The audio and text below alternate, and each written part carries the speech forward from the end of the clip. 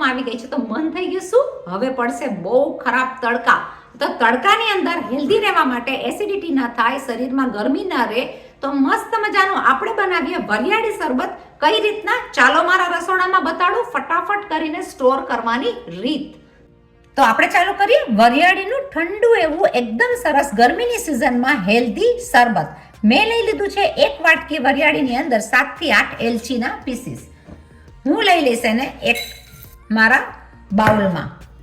એની સાથે મને જોઈ જશે 4 વાટકી સેમ સાઈઝની ખાંડ. તમે જોયું કેટલું સહેલું માપ છે. આ તો શરબત કોઈ પણ બનાવી શકે, કારણ કે એકદમ સહેલામાં સહેલું માપ છે. 1 વાટકી સામે 4 વાટકી ખાંડ. અને ઘરનું શરબત એટલે ચોખ્ખું શરબત. તો આપણે બનાવીએ ગરમીની સિઝનમાં મસ્ત મજાનું વરિયાળીનું શરબત.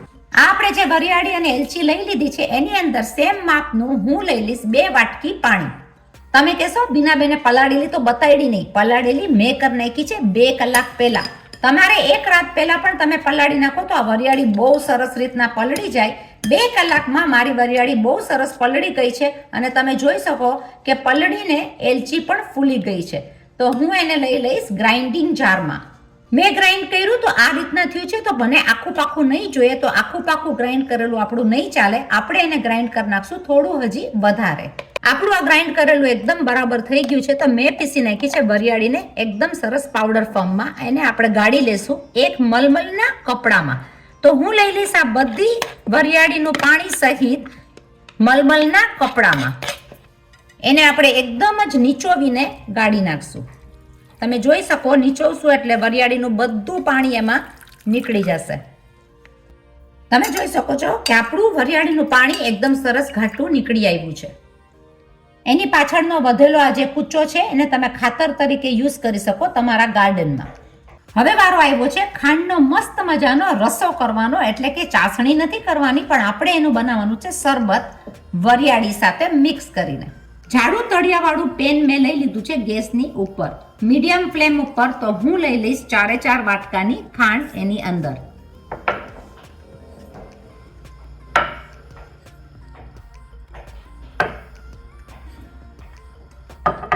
આના માપની અંદર હું લઈ લઈશ 2 કપ પાણી, કારણ કે આપણને જોશે 4 કપ પાણી.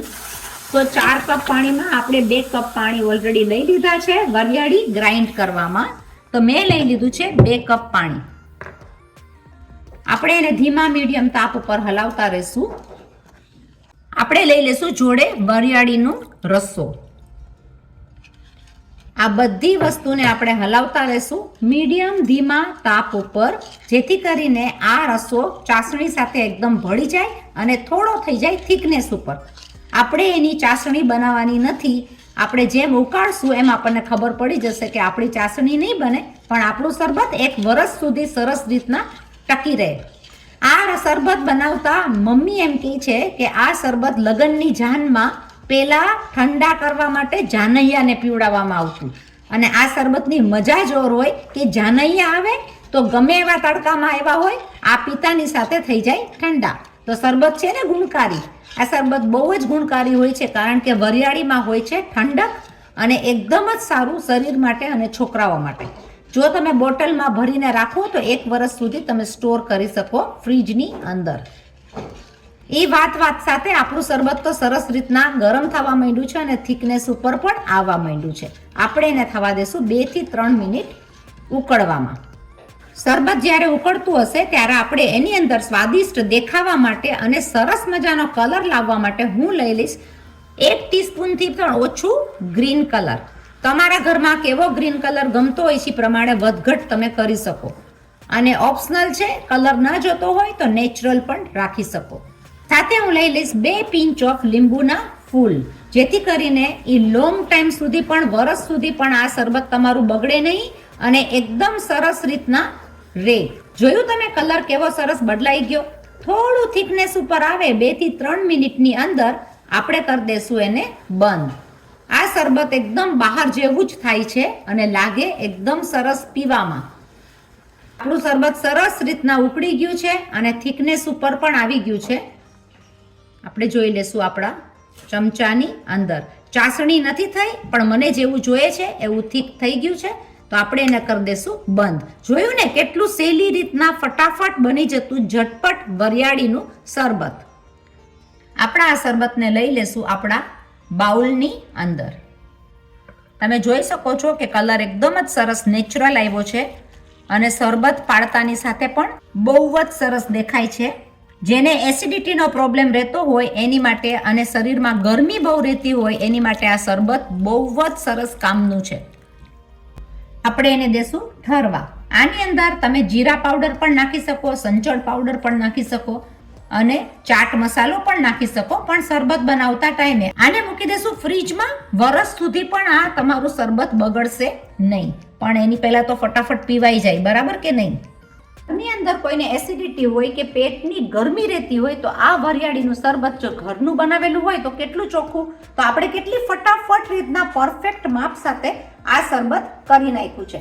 આપણે રાખી દઈશું ચમચાને એક સાઈડે અને જો તમે શરબત કેટલું સરસ થયું છે, આપણે લઈ લેશું એને કઈ રીતના બનાવવામાં અને વરસ સુધી પણ તમે આ શરબતને ફ્રીજ કરી શકો. એટલે આને આપણે લઈ લેશું બરફ સાથે.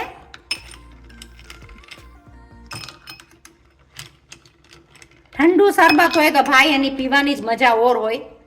તો આપણે નાખી દેશું તમને જોઈતા હોય એ પ્રમાણમાં બરફ. એની સાથે લઈ લેશું થોડા એવા મસ્ત મજાના તકમરિયા, જે સ્વાદ વધારે. તકમરિયા તમારે બીજામાં પણ લેવા હોય તો તમે લઈ શકો. આની અંદર આપણે નાખી દેશું અલગ અલગ મસાલો. તો મેં લઈ લીધું છે પિંચ ઓફ મરી powder, pinch of jeera powder અને પિંચ ઓફ ચાટ મસાલો, કે તમે લઈ શકો સંચળ પાવડર. એની અંદર હું લઈ લઈશ મારું બનાવેલું આ વરિયાળીનું શરબત, જે સરસ રીતના મહેમાનો આવે કે ઘરના કોઈને પણ તમે સર્વ કરી શકો આ રીતના.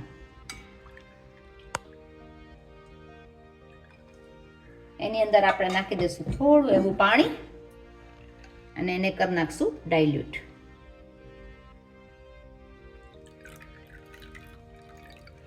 ભાઈ આ શરબત પીવાની તો મજા જ ઓર આવે. ધ્યાનમાં રાખજો, સિટ્રિક એસિડ એટલે કે લીંબુના ફૂલ નાખ્યા છે તો નાખ્યા હોય એ પ્રમાણે તમારે બીજો મસાલો ઉપરનો એડ કરવો, નહીતર ખટાશ ઉપર એ શરબત આવી જાય. હવે તમે જુઓ, આ શરબત પીવાની તો મજા જ ભાઈ ઓર આવે. જોતાની સાથે ઘરના બધા શું કહેશે, શરબત જલ્દી લઈ આવો, વરિયાળી શરબત, જે હેલ્ધી પણ છે અને આખા ઘર માટે બહુ જ સારું. અલગ અલગ દરરોજના બનાવવું એટલે ડિફિકલ્ટ થાય. આ રીતના બોટલમાં ભરીને રાખી દો તો બહુ ઇઝી થાય. બીજું શરબત આપણે બનાવશું અલગ રીતથી. તકમરિયા અંદર નાખી દીધા છે. આપણે લઈ લેશું આપણું આ વરિયાળીનું બનાવેલું શરબત. કોઈને ભાઈ અલગ રીતથી ભાવે, કોઈને દૂધવાળું ભાવે, કોઈને પ્લેન ભાવે. મેં લઈ લીધું છે 2 ચમચા. જોડે લઈ લઈશ જોઈતા પ્રમાણની અંદર દૂધ. અને તમે જોઈ શકો છો શરબત એકદમ જ સરસ દેખાય છે.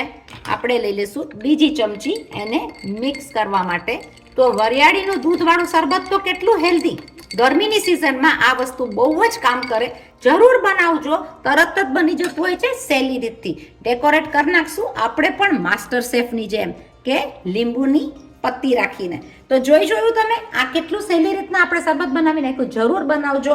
આને હું ભરી લઈશ બોટલની અંદર અને સ્ટોર કરી નાખીશ વરસ સુધી કે 6 મહિના સુધી, પણ 2 મહિના પણ નહીં રહે ભાઈ. આ તમને સિક્રેટની વાત જરૂર કહું. અને આપણું થઈ જશે ફ્રીજની અંદર સ્ટોર.